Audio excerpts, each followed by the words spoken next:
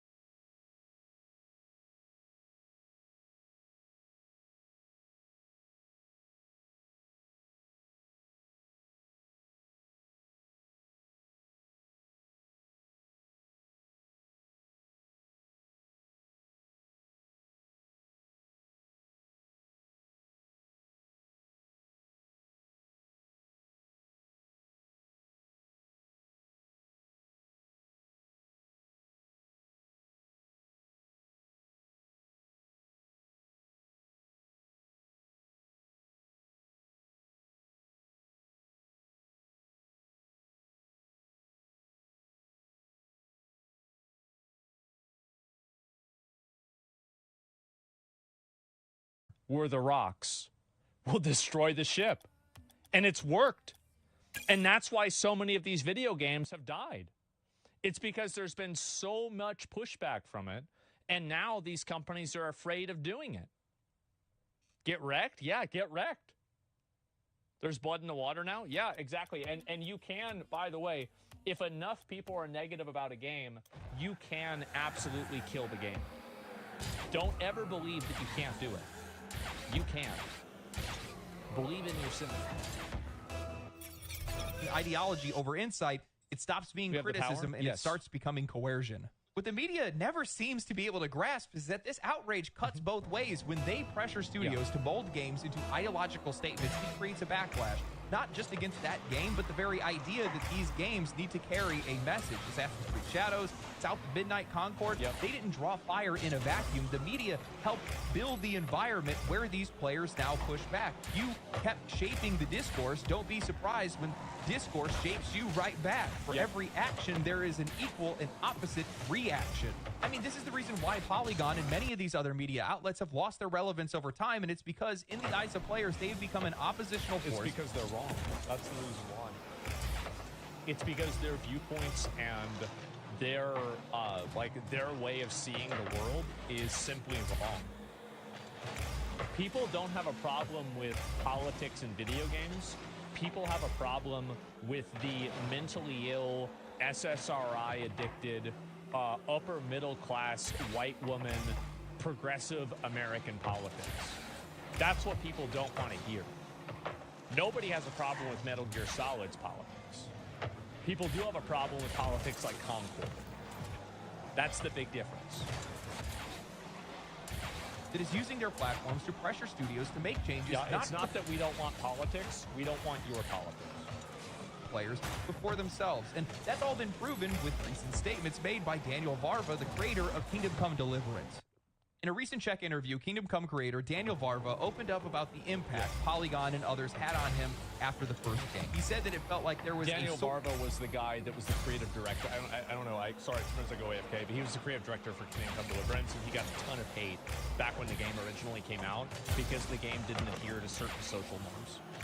Sword of Damocles hanging over his head. And he admitted he was very afraid that journalists would pull what they did with the first game on him. This, by the way, is a metaphor for like a Greek story where there's like a sword hanging over a guy's head with like a fine thread on it, and it's the idea of like you being on edge, that you're going to be cut anytime. So again, complaining that the sequel wasn't very diverse and blah blah blah, to quote him directly. He talks about how he was afraid that they would scour his Facebook, auto-translate his political rants, and write up that he's now a Trumpist right-winger and against this and that. He talks about how that felt like a threat to him and how he was prepared to get fired over it.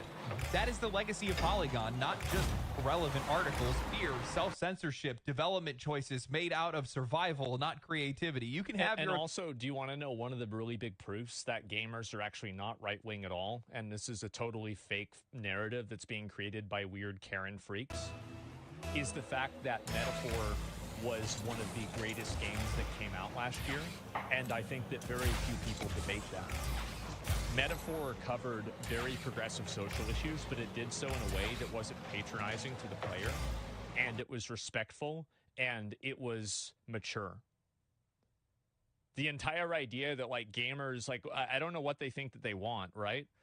And so the media called Dan out. Yeah, I don't know.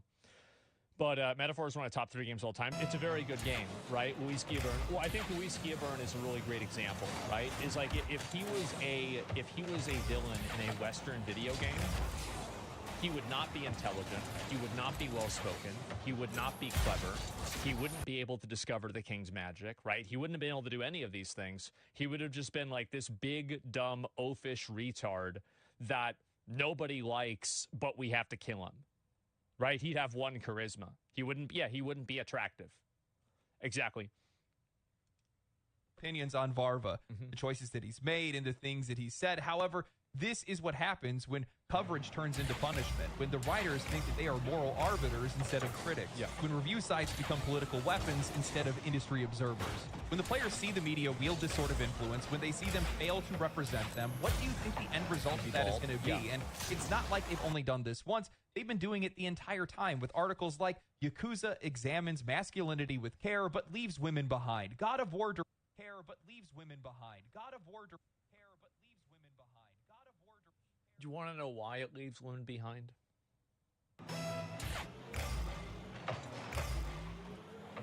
Guess who's playing Yakuza?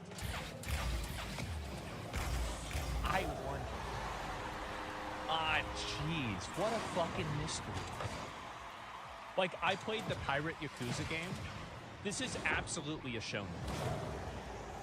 It is. It's a total shonen. The entire thing is like that. Like, it really, it's a story written with the spirit of a young man. That's the way it is, and that's who it's going to appeal to.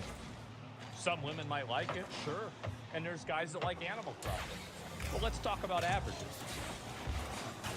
Director on toxic masculinity and why Kratos has to change. Gaming's toxic men. Explained. Why are game companies so afraid of politics in their games? You watch as their coverage turns from... Because they're not. They're just afraid of your politics because your politics are stupid. Criticizing the industry to criticizing the audience for not agreeing with them. At first, it's a couple of studios that are the issue, and then it's everyone except them is the issue. And you can't expect your readers to want to stick around for that, nor be supportive of you or your industry. I mean, at a certain point, you have to wonder who they're even writing for, because clearly it isn't for the player, because the average gamer is not looking... And that's another really good component that he's bringing up, is like, who is this for? Like, whenever you're writing these articles, like, who's going to read these articles, and, like, how many people like that are out there that are going to read them? And we found out the answer to that. Not very many.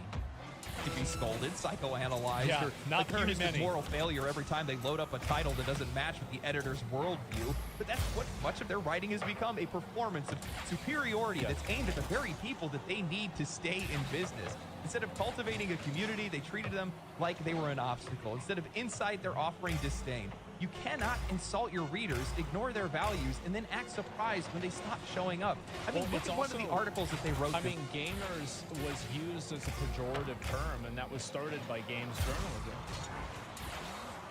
Like, I mean, I'm sorry, but like, that's a really bad way of marketing yourself.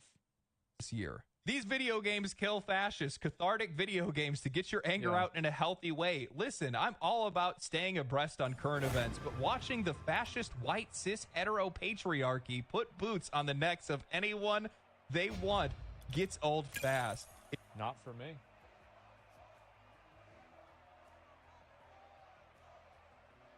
I loved Space Marine 2. It was actually amazing. Yeah, I had fun. It was great. If you feel like dismantling the systems of oppression with wanton destruction, these games provide the sweet feeling you get from bringing the ruling class down a peg. This is written by some fucking, like, either fat as fuck or 90-pound kid that's, like, at Starbucks. Like, this is a kid that has to, like, cry in his bathtub if the DoorDash delivery driver rings the doorbell instead of leaving the food at the door. It's the most pathetic. It's the most pathetic.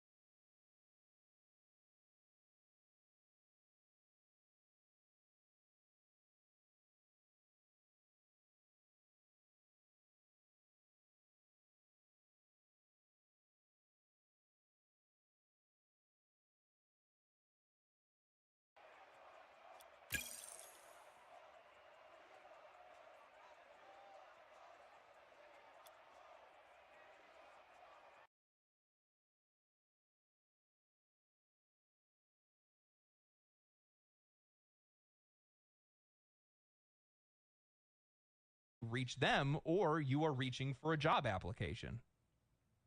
That's it. That's the thing.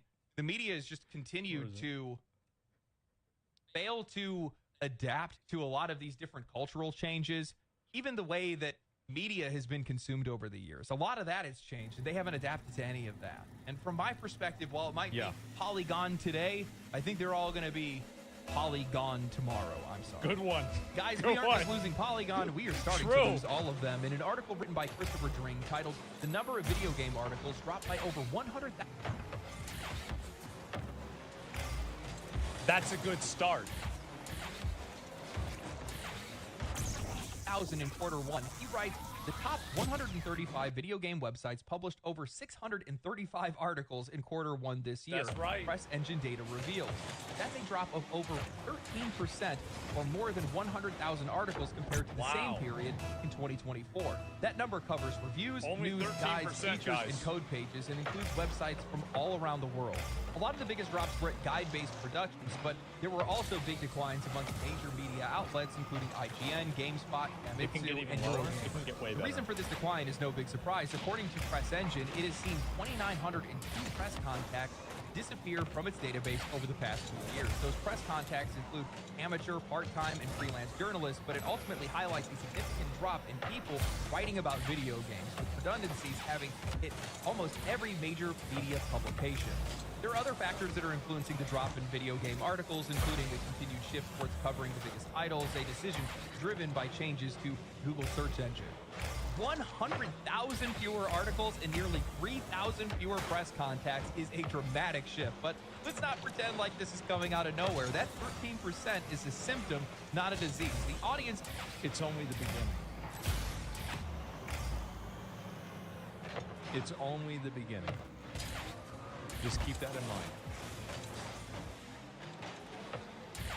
This is gone. The content isn't landing, and thanks to the changes in Google search algorithms prioritizing the biggest names, unless you're IGN, Forbes, or PC Gamer, you're basically invisible. Snowball? And even then, you have to wonder, who's even reading this stuff? I'm not even saying that to be cruel, but I would be hard-pressed to name more than a dozen gaming outlets off the top of my head, let alone 135. And that's coming from somebody who actually reads this stuff. But then again, what would those missing articles have been about? While some are going to be shocked by this sudden drop, I'm definitely not. I'm wondering who's actually going to miss them. We don't need 15 articles all regurgitating the exact same press release.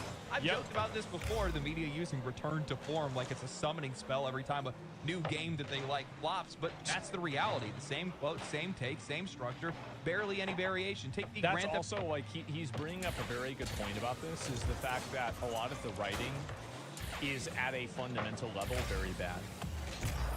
It's boring, it's repetitive, it's not interesting.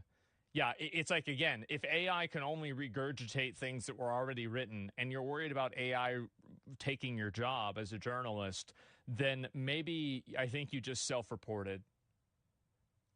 You know, maybe, right? Auto 6 delay. It was everywhere, but not a single outlet provided anything beyond the basic announcement. No exploration of Take-Two stock dropping, no discussions about how the pressure to meet earnings forecasts could shape Rockstar's internal... And this is the problem that they have, right? Is that they're incapable of any form of second-order analysis at all. And the reason why is that they're so one note with like the way that they see things that it's boring to watch and it's boring to read. Like, people don't want to read. Like, this is one thing, like, I think even newspapers have this problem where, and I think this is a decline of the, this is the decline of people's command over the English language and their ability to communicate with it. And I think that it's been going on for years now, probably 20 years, 30 years, my whole life. Like, I feel like every year people become less literate. Decisions or set a precedent across the industry, just the same surface level reporting echoed across a dozen sites. That's not journalism, that's a carbon copy feedback loop designed to farm SEO. And of course it is, because it's all just a pipeline for ads. It's no surprise the players are tuning out. Most of these sites are unreadable without an ad blocker. Auto-played videos that are blaring over text, walls of pop-ups that choke out the... There were porn sites in 2001 that were less intrusive than these different games journalism websites. Content, even if you do manage to navigate that minefield, not even close. Half the time a paywall is going to slam down on you mid-scroll. It's not just bad, it's an actively hostile environment for readers. So players are going elsewhere. They're turning to YouTube and streamers, Twitter and Reddit, TikTok, wherever else they can go, because at least those people are talking to them, not down to them. At least they're entertaining. At least they're authentic. At least they respect your time. You can throw a video on in the background, let it ride while you're at work or you're commuting, and you can get an actual discussion, not a barely rewritten press release. That's also another really big point, is that this is a meta-level shift in the way that individuals consume content in general, is that most people consume content through multitasking. And I think that's also one of the reasons why people like subtitles in movies, is because sometimes they'll be listening to or paying attention to two things at the same time. And so the reason why is that whenever you're reading something, you need to be one-dimensionally focused on what you're reading. Whereas whenever you're listening to something, like how many of you guys have me on your second monitor right now? Well, it's hard to have an article on your second monitor. So that's, again, another structural weakness that many companies like this have. It's another problem that writing has, and it's harder for... And the issue really is, like, how do you solve that? You write things that are more compelling, but they can't do that. An ad, which honestly, that makes this all the more baffling that these outlets have not adapted. Videos should be their strong suit. They already write this kind of content. IGN does a good job. Turn it into a script, do a voiceover, add some footage, post it to YouTube, Twitter, TikTok, anywhere. There is no excuse. You know, I was stunned to realize that I am catching up to Kotaku and YouTube subscribers. Me, a guy that's making videos that's 2K views. Kevin Smith. This guy is a fucking legend. This is Silent fucking Bob. And you have it has 2,000 views? How do you get Kevin Smith on your channel if you're only getting 2,000 views after 7 months? It's pathetic. In his spare time, closing the gap on an outlet that's been around since 2004. He's no longer relevant? Bullshit. If Kevin Smith was on Theo Vaughn, that episode would have over 1 million views. Has 1.4 million subscribers. And sure, some of their videos actually get some pretty solid views, but they only post once or twice a month, and when they do, it's stuff that people didn't even ask for, like a lore video or a lore breakdown video on how Avowed does lore better than everybody else, a game that's already fading from memory and was widely criticized for being bad at lore. I mean, the business side of me is genuinely frustrated that these guys are sitting on a goldmine of content and they are wasting it. Skill Up and Gamer Ranks write articles and newsletters, and then they turn it into content. Why can't they? They write multiple articles a week, convert them into videos, double dip. Instead, they cry about AI stealing their jobs and sue OpenAI, even though half of their writers are probably using ChatGPT behind the scenes to... No, they're not using ChatGPT. If they were, the articles would be better. Their deadlines by spinning up slightly different versions of what everybody else has already written. The truth is, there's no outside force that's killing them. Not AI, not YouTubers, not Google. It's their own lack of adaptability. I would disagree with this partially. I actually do think that they're being kind of like, you're burning the candle at both ends, but there's 5 ends, right? Like, attention spans are going down, media consumption trends are changing, the audiences are becoming increasingly polarized against you, you're pushing narratives that don't resonate with an audience, and you put all these things together, and it's death by 1,000 cuts. So it's not really just the fact that they are woke or whatever. This is a problem that's facing all media. It's facing newspapers even. So the fact is that, like, there's just been a generalized shift away from this overall. People cannot read more than a menu. Yeah. Lack of relatability, that's what's actually eating these guys alive. This collapse is total, and it's systemic. It's not just a few bad outlets or a couple controversial takes. It's not just Polygon or Kotaku that's writing things that nobody cares about. It's an entire media apparatus out of step with the players, out of touch with developers. Well, it's because any time that somebody mentions one of these problems and gives it any form of authenticity, they get reprimanded by everybody else in the professional industry. So there's a chilling effect for talking about these things in any sort of an authentic way, which makes people think that the media is biased, and it's because it is. Completely unprepared for how media consumption has evolved. They haven't just failed to adapt, they've doubled down on the very behaviors that is driving audiences away in the first place. Instead of reflecting, learning from the failures of their peers, they are lashing out. Instead of reporting, they are correcting. Look no further than PC Gamer's roundup of 2024's biggest gaming controversies. They boiled down the criticisms of Assassin's Creed Shadows just to outrage over Yasuke, as if concerns about historical authenticity were conjured out of nowhere. Definitely not. And it's also like, and this is the other thing too, is that these people think that they have the authority to tell people what they're allowed to care about. If somebody doesn't like Yasuke, it doesn't matter what the reason is for it. They're still not going to buy the game. And so if you want to create an apparatus, and this is the problem, is that these people are so selfish. They think that creating and insulating developers from any form of genuine feedback or criticism is something that's helping them. And then these developers get laid off and their lives are ruined because they were falling for a lie. They were being told a lie by these game developers, or sorry, these game journalists and these companies telling them, oh, this is what people want. No, it's not. And because you've been lied to, what's happened is that you've led yourself down this path that's damaging. Brought up by Ubisoft themselves, they ignored valid conversations, and by doing so, they poisoned the well. Then there was their response to Black Myth Wukong when Game Science didn't apologize for some loose allegations that were made against them. This was, in my opinion, I think this was the worst one. Because it was the most blatant attempt at the media mafia, and it was the most transparent example of it happening. It was such an attack. It was. Naturally, the usual parts of the Twitter sphere were thrilled to see a developer being so based, especially since Black Myth Wukong was a hit. Proof positive that real gamers don't want politics in their games or some such. Others viewed the whole thing more as just strange and a little creepy. There are no others. They didn't exist. It's just you. This is what media likes to paint a false majority by having terms like proponents, opponents, people online, voices, things like that. But what they're doing is they're creating a false parody. There actually is no parody. There's like 3 or 4 people saying this, and then everybody else is calling them retarded. It's like a literally 95-5 or 99-1 situation that they're trying to make people perceive as if it's 50-50.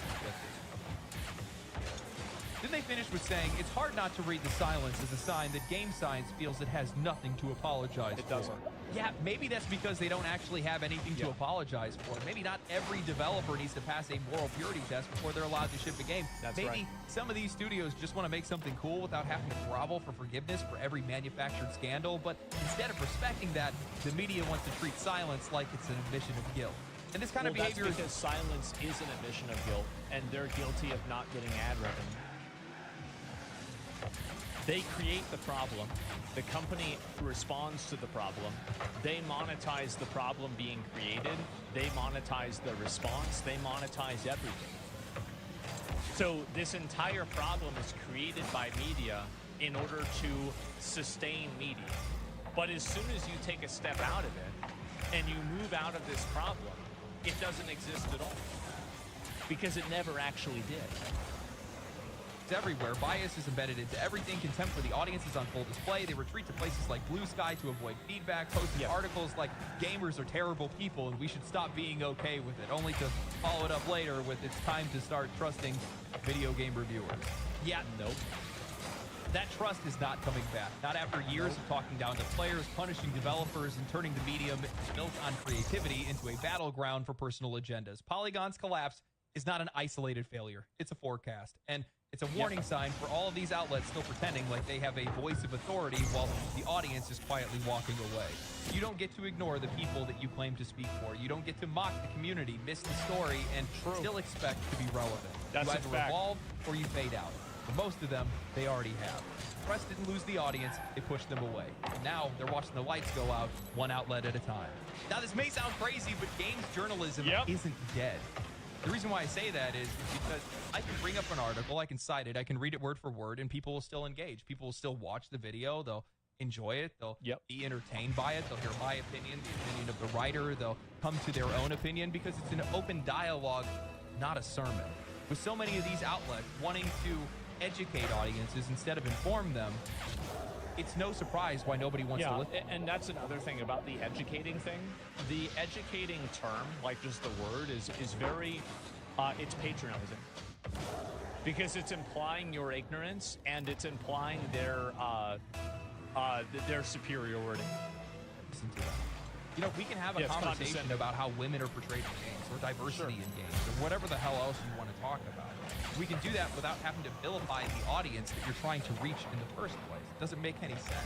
I brought it up. The ESA reported in 2023 that 53% of gamers in the U.S. alone are men. 72% of them are white.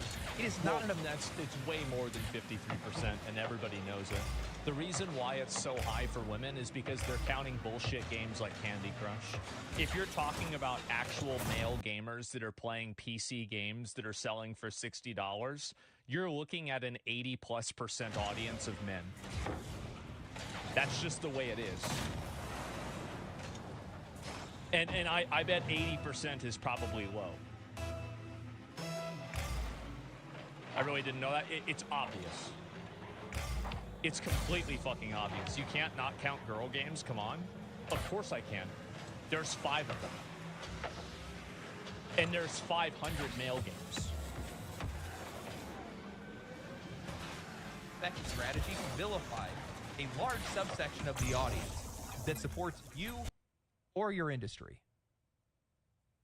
This isn't ideology, it's just math. You can reach these people. Here's a really great way to look at it. How many women that are popular in video gaming are not attractive? That's right. 0.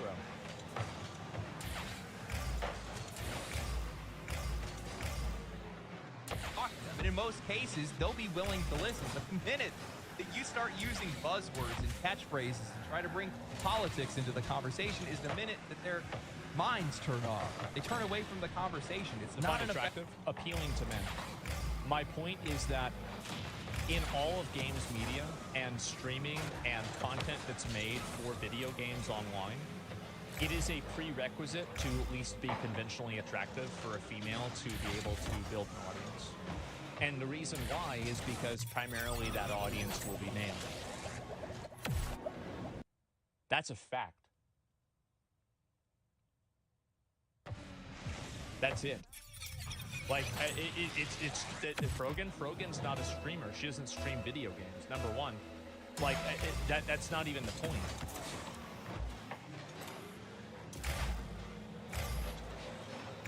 Way to run a business, and it is definitely not an effective way to have a conversation. These are things that these guys should be professionals at. Beyond that, written media, that's really what's dying out. And some of it has to do with attention span. Some of it has to do with a lot of the ads that are on some of these sites. You know, most of these sites don't even have a dark mode. Yeah, these sites are awful. And yeah, I mean, like, you can get away with being an unattractive guy in games media, but you can't get away with being an unattractive girl. And the reason why is because men are the primary audience, and men don't want to look at an ugly bitch. That's just a fact. That's so aggressive. Get mad, but that's it. It hurts my eyes, man. Why do you do this to me? Sorry. You know, if it's not on Twitter or Reddit, most people aren't going to be reading. Somebody got to say it. In a lot of cases, they're getting most of their information Let's from be YouTube real. videos. You have to adapt. You have to capitalize on that. And you have to do Here anything. comes another dozen articles. Yep. And they'll all be calling me a sexist. They'll say I objectify women. I do, by the way. All the time I do. I'm not sorry. I'm going to keep doing it. And you're going to call me every single word except for one. And that's wrong. Other than what you're doing right now. Because it's not working. And to be honest with you, I don't really want all of them to go. I've said this multiple times. I do. There's tons of writers that I like. I do. And the minute that some of these folks start to wake up to some of this stuff is the minute things can get a little bit better. And I genuinely hope that they do. Yeah. So hopefully some writers found a gleam of solid information in here, or a little bit of advice that they might take into their writing, or maybe they take into their YouTube career, or whatever it might be. Thank you guys for watching. If you guys did enjoy the video, share the video, like the video, comment down below. Make sure you guys I don't know how they're going to learn anything that's going to help them doing DoorDash, but, you know, maybe, I don't know, maybe they can explain. Yeah, how is that? Well, maybe if they play a game like Crazy Taxi or whatever, maybe they understand. To the channel so that Trump I can go past Kotaku. Yeah. Outside of that, stay cool, stay righteous, stay safe. Catch me on Twitch, and I'll smell you guys later. That was a good video. I think he pretty much, he explained it like he's not even as harsh as I am about gaming journalism. Like, I view a lot of journalists and journalism as the active enemy of the people. And I think that they actively try to misrepresent, misconstrue, and mislead audiences. And they actively work against the public. Enemies of the state. I mean, I wouldn't say they're enemies of the state, but I think that they are enemies of the truth. I think there's definitely that. And so, yeah, but let's see here. Kevin Smith went on Theo Von's show. Oh. Do you remember when I said if Kevin Smith went on Theo Von's show, it would have 1 million views? That's crazy. Wow.